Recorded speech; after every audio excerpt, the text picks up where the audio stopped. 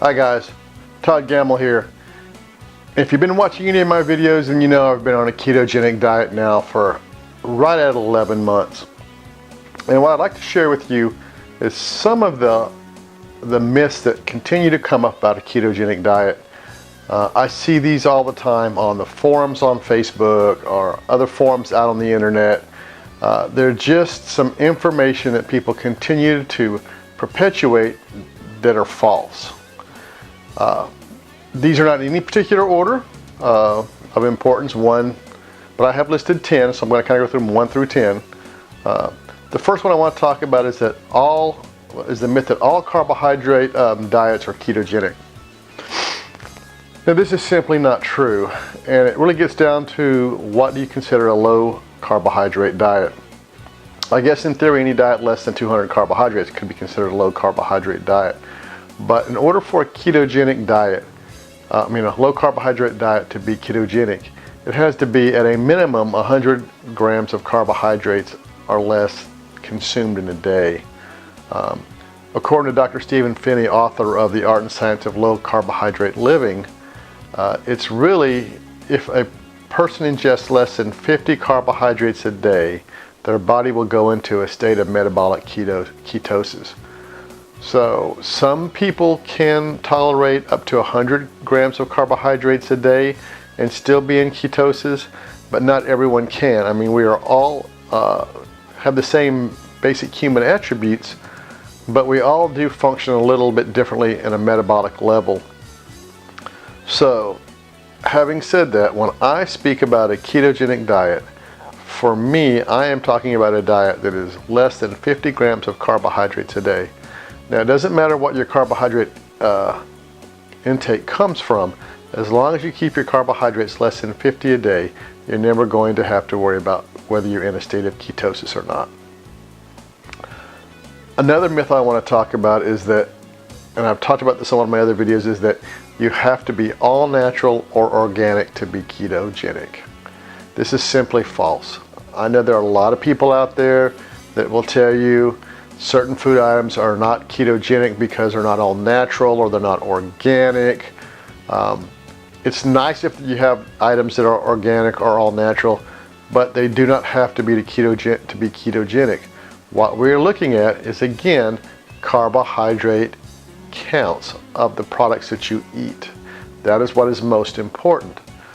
Your body doesn't know whether that chicken breast you bought at Walmart was organic or not. What it knows is it's so many grams of protein and no carbohydrates. It doesn't know that the butter that you use is a great value butter versus a Kerrygold organic butter. Your body cannot differentiate between organic and non-organic.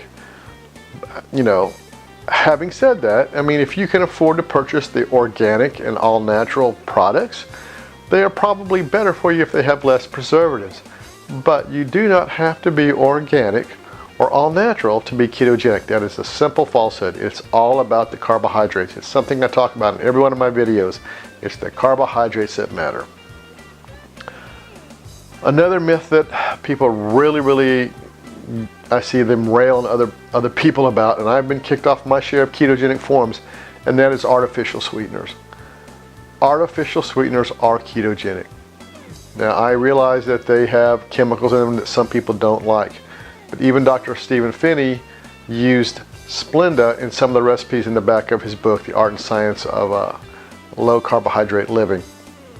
I use a liquid sucralose, and the minute I post a recipe with liquid sucralose in one of the ketogenic forums, I get flamed really hard generally, because there's some reason that people do not like sucralose and they really prefer stevia or monk fruit or erythritol, some of the sugar alcohols, as opposed to sucralose.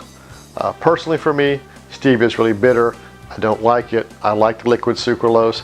It is what Splenda is with the maltodextrin removed, and it comes from sugar. So, artificial sweeteners, they are ketogenic, but you have to be careful. Even the stevia brands, they're in the powdered form, have some carbohydrates.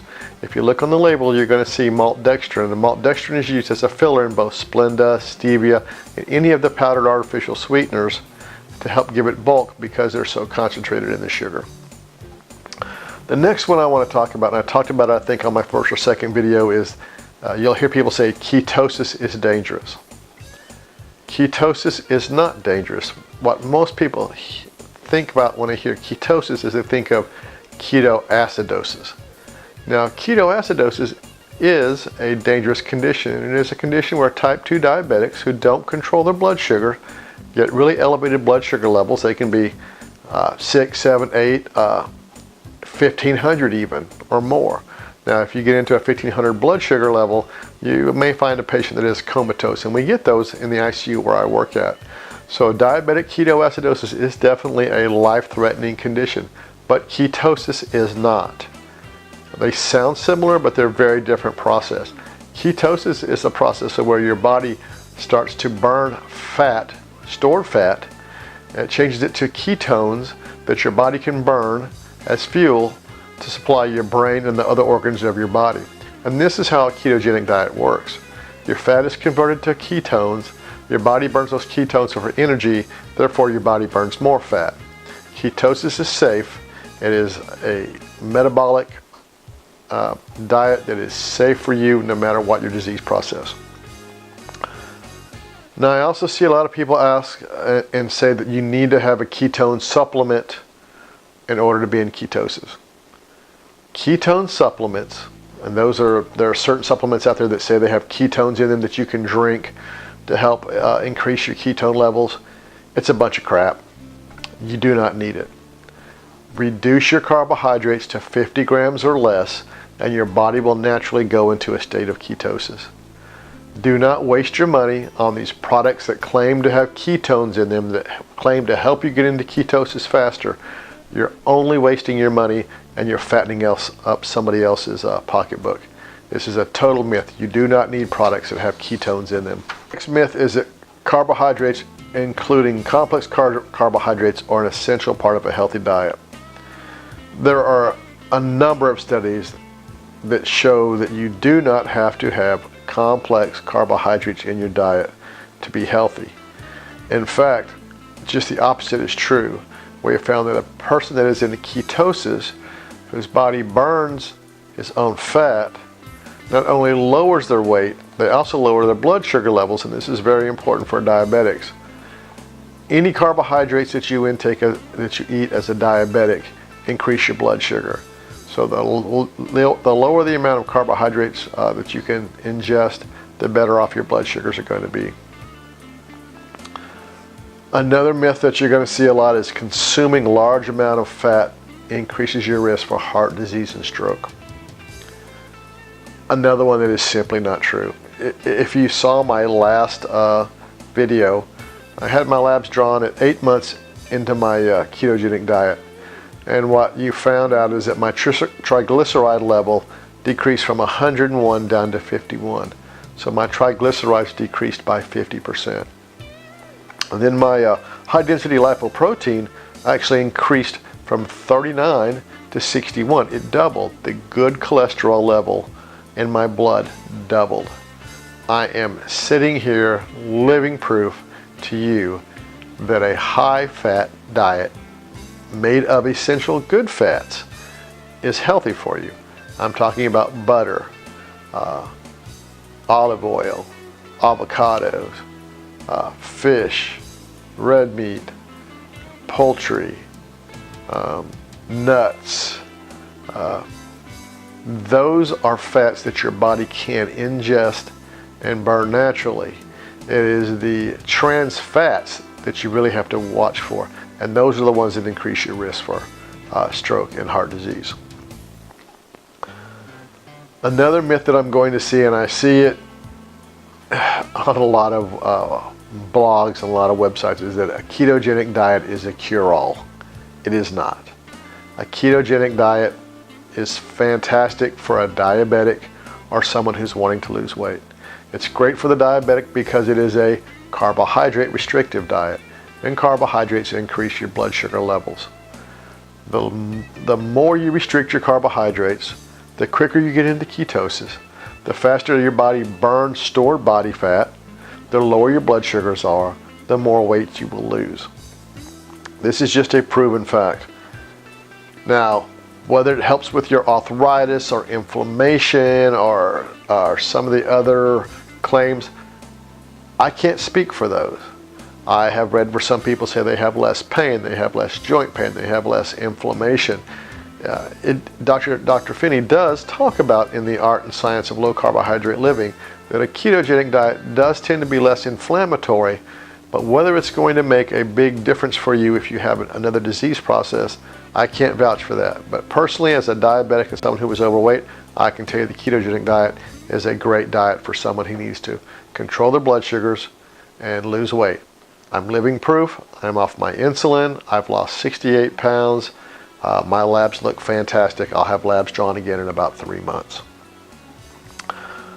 Another myth that we see a whole lot is that, I've read about a whole lot, is that weight loss on a ketogenic diet is water loss. I almost want to throttle somebody when I hear this. It's just such a joke. I realize that our bodies are made up primarily of water. But if I was to lose 68 pounds of water weight right now, it's just about impossible. Now, having said that, when you first start on a ketogenic diet, you are going to experience some diuresis. That means you're probably going to urinate quite a bit more. So you just need to increase your water intake and probably some of your sodium intake. And that's one of the things that causes the keto type flu, is you do have some initial diuresis. But over time that stabilizes out, and what your body does once it gets into ketosis is it burns fat. So it's the fat burning that reduces the weight. It is not the water loss. I mean, if I go outside here on a morning in the summer and I work outside on the farm here cutting wood or putting up fences, yeah, I can drop 2 pounds in water weight. There's no doubt about that. But that has nothing to do with the ketogenic diet. That has to do with me sweating and using up fluids of my body with exertion. So you just consume more fluids. And usually a patient or a person on a ketogenic diet actually has a higher fluid intake than someone who's not on one. So the myth that all the weight that you lose in a ketogenic diet is water is just straight out BS. So that pretty much sums up the most common myths that I see when I'm out on the on Facebook or in the ketogenic forums. I want to encourage you to do all your own research. Don't just watch my video and say, hey, you know what? I believe everything that Todd tells me, because I wouldn't do that. I get the majority of my information from a couple different books. I do not get reimbursed for any of those, but I do own 2 books by Dr. Stephen Finney. One of them is The Art and Science of Low Carbohydrate Living, and the other is Low Carbohydrate for Athletes. He wrote those both of those books with a registered dietitian, and I can't think of what the gentleman's name is right now. I will put up pictures of both of those books. They've been an invaluable resource for me. Dr. Finney is a retired director of a medical school at LSU. He is a physician. He wrote the initial series of books for physicians to teach them about low carb, high fat diets for their diabetic patients and for their cardiac patients. Dr. Finney did work with Dr. Atkins on the Atkins diet when it first came out in the 70s. In addition, when I first started on my low carb, high fat diet, I used the resource of dietdoctor.com. And again, I'm not reimbursed for them, but I think they have a lot of great resources there. And I'll put a link and I'll put a page up there on their, so you can go check out their website. Because people ask me all the time, especially at work, what did you do? Where can I get information? These are great sources. They're unbiased sources. Dr. Finney studied all the research when he looked at his book. There is no political agenda here. I have no political agenda either. My only agenda is for you, if you're a diabetic, is to be able to control your blood sugars, and if you're obese, to be able to control your weight. I don't care how you do it. I don't care what you ingest, as long as you keep your carbohydrate count below 50. Now, having said that, I'm not telling you you can eat 6,000 calories a day as long as you keep your carbs below 50 and lose weight. Because obviously if you eat 6,000 calories a day and you're only burning 1,500 calories a day, you're going to add weight, because 2 pounds of protein is still 2 pounds. Anyway, I'm also going to put up a link to one of my favorite ketogenic recipes that I have on my blog at www.culinaryu.blogspot.com. This particular recipe is for a keto version of lasagna. So if you are missing your pasta and you like lasagna, I hope you go and check out this recipe. It is a really healthy recipe, extremely low carbohydrate. All the nutritional information is on the recipe. It's easy to make and it's delicious. My family loves it. And that's about it for this video, guys. I know it's a little long-winded, but I hope you found the information useful, and you'll subscribe to my channel, and I'll continue to try and make videos here in the future. Thanks again. Y'all have a great day.